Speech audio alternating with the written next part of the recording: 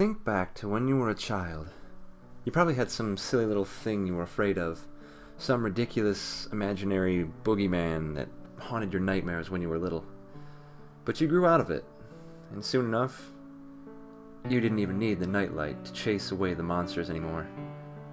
Except, sometimes, that boogeyman isn't entirely imaginary. I know mine wasn't.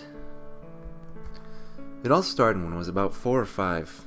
My parents and I lived in this dingy little old house in a small town, and I didn't really have many friends in the area. So naturally, I spent most of my free time exploring my house and playing little make-believe games all by myself. There was one part of the house I refused to go in, though. The basement. For whatever reason, I was convinced that there was some thing living down there, and that it would get me if I went down there. I wasn't as wrong as you'd think. Before I go any further, though, I should say that I was a bit of a coward as a kid, so nightmares were a fairly regular occurrence. But most of the time, I could tell I was dreaming, so I didn't make much of them. These dreams that I'm going to tell you about were different, though.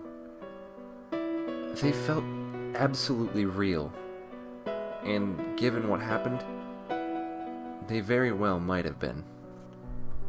Like I said, I was just a little tyke when I first started dreaming about the old man. I still remember every little detail. Even today. Especially today, in fact. But I digress.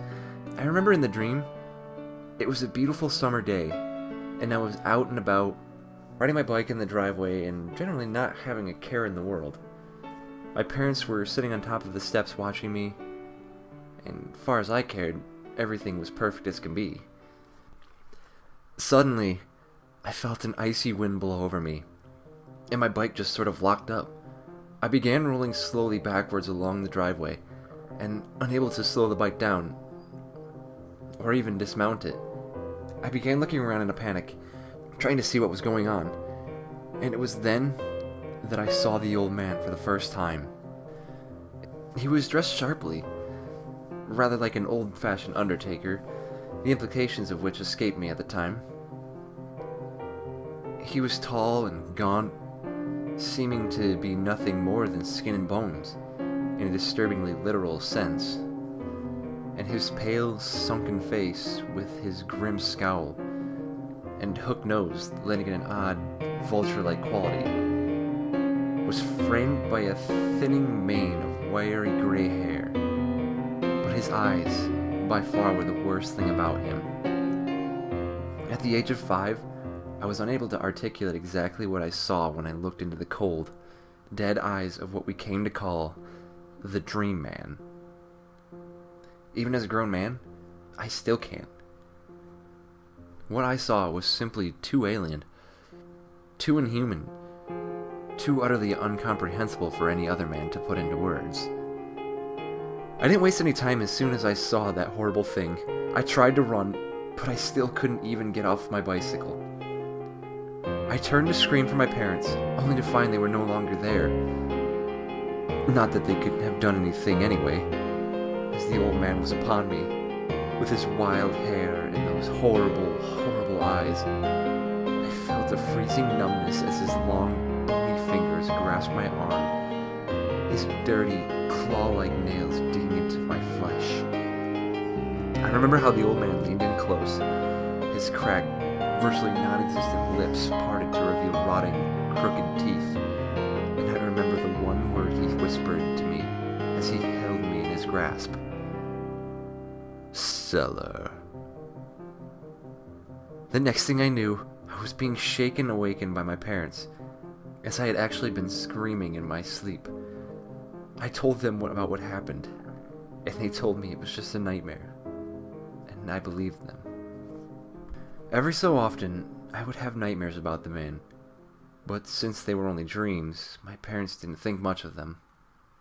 That is, until I started sleepwalking. As bad as my first encounter with this somnambulant wraith was, the worst had yet to come. The dream was always the same, with extremely slight variations. It always started off with me in my room, playing, when I would suddenly get a sense of wrongness about my surroundings. I would go off to find my parents, but no matter where I looked, I couldn't find them. When I would go to the pantry, where the door of the basement was, I would hear someone calling me, and I would turn to see the door that shouldn't have been there as soon as I stepped forwards. As I took a step towards it, the door would swing open, and there would be the old man, beckoning me, his teeth bared in a malicious sneer. I could do nothing but march towards him, screaming silently in my mind, as my limbs jerkily dragged me along against my will. Usually, it was at this point I would be woken up by my parents. Somehow, I would sleepwalk all the way to the cellar door and begin to head downstairs. Usually they caught me before I started to go down the stairs. In fact, they almost always did, but not always. Once, the old man managed to get me down in the basement. That's the only nightmare about the dream man that I don't entirely remember. I just remember that I was in the basement with him, and he gripped my leg in his icy, dead grip, a vile grin splitting his face. All I remember after that is excruciating pain before I woke up, and continued to be in agony. Apparently, while sleepwalking, I had tumbled down the stairs into the basement, breaking my leg in the process. There were still scratches on my legs from where his filthy, cracked nails had dug into the flesh, but my parents were convinced that the cat must have clawed me as I slept. After I got out of the hospital, my parents took me to see a psychologist, who claimed that the nightmares and sleepwalking were likely stress-induced, stating that my parents' constant arguing was probably to blame. But just in case, I was prescribed a medication to help me sleep. Naturally, after what happened, sleep was the last thing I wanted to do.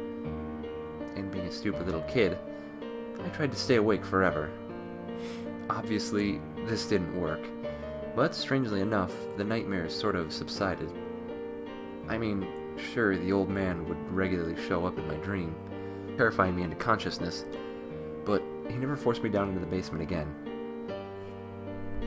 So, time passed, like it tends to do, and in the blink of an eye, I was in the 3rd grade, and I even managed to make a friend, Mike. Mike and I were more like brothers than anything else. We were two of a kind, and we were inseparable.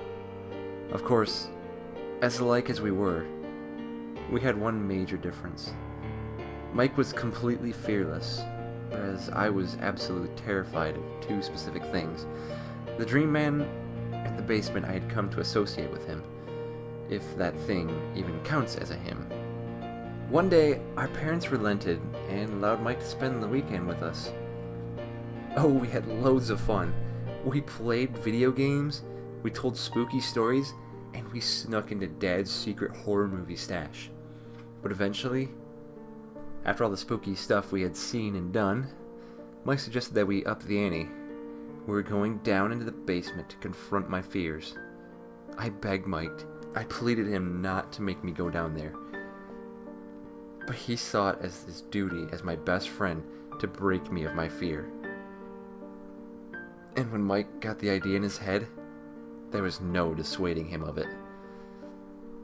How I wish what happened next had only been a nightmare. So just after midnight, as Saturday became Sunday, we crept down the stairs into the basement, armed with flashlights, and in my case, a wiffle bat. We spent about a half hour down there, looking in every corner for the aged ghoul who had haunted my dreams for so long, with no success. Eventually, we gave up and headed back upstairs. That's when everything went to hell. Standing there, in the doorway, was the old man, every bit as horrifying as he had been in my dreams. In one swift motion, he clamped his bony, gnarled hands around my shoulders, and with a strength belying his withered frame, lifted me up to his face so those nightmarish eyes of his filled my vision.